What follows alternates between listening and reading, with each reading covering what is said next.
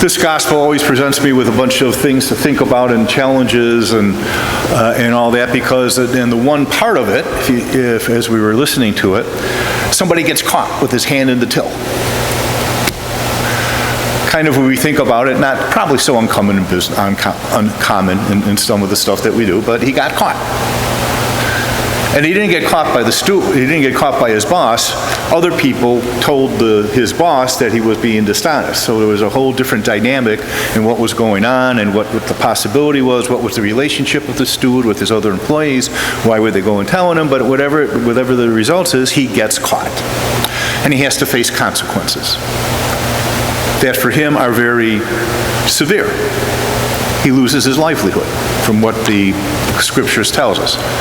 He's going to be maybe not thrown out into the dungeons, but he's thinking to himself, I got so used to this and that, and I can't do the digging and all this other stuff, so I need to do something. And so he decides, he takes the promissory notes and he works with the people and he allows them to pay less to his master, and the master commends him on that. And that, as I was reading commentaries on the scripture for this week, that part is always interesting. Here we are in the gospel thinking about something, and we're asked to reflect on a person who was dishonest, that didn't do what he was supposed to do trustworthily or to follow the laws.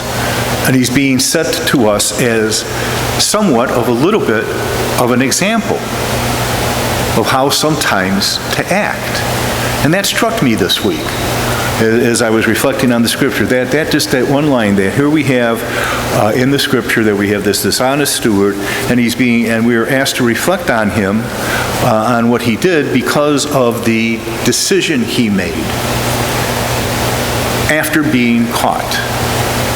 Not the decision to cheat or to rob the boss, to rob the company, but after he was caught and he was told to get ready because you're not going to be the steward anymore. What he does is something that, as I read some commentary, said, even in the midst of being totally broken, not being able to continue as he was or what he was used to doing, he somehow found it within himself to do something about it, his situation, as difficult that it might be. And remember, he thought, I'm going to take those notes, I'm going to ask them to pay a little bit less because then they'll welcome me into his homes. Well, his first part of the statement was probably true, that they'll be really glad that they don't have to pay all the stuff that he owes.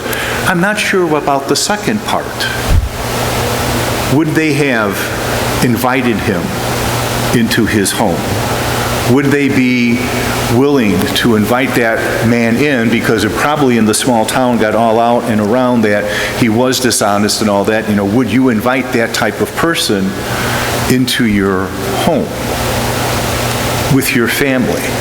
And the further I read some other stuff and thought about it, one of the reflections was that this particular man, to take that action, could be for Jesus some way to tell his group, the people that were following him, that they're on their way. We have to set the context.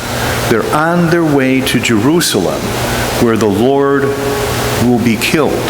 He'll be turned over. He will be taken, in a sense, out of his position of being that great prophet. He's going to be lowered to something very down on the bottom.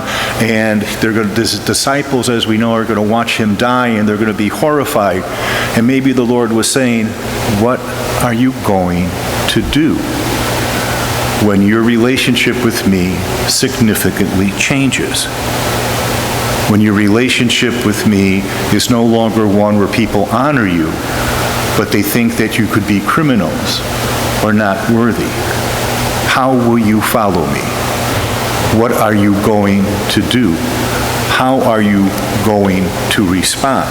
And that for me is something that is always an interesting question to ask ourselves. When things don't go my way, when I'm in a tight spot and not going forward, how do I respond from the point of view, or from the basis, or from the rock, or from the foundation of my faith? How is it that even in moments of suffering, or even in moments of the joy that we may have, that we can make a world a better place in the midst of suffering? How is it that even when we are suffering, that we could keep our mind on what is necessary in the world, because that's what Christ did through his death and resurrection? How is it that as we reflect on the death of Christ, that we're called to forgive and be compassionate with one another? All from those points when our world sometimes is crashing and we don't have a solid base because our world is crumbling. So today, as we think about that steward, a steward who was caught, but who took action to try to create something better, to help those who had to pay, lowering their debt, with the hope that through that new relationship that he formed with them, something new would be formed for him in a way of being more present to others.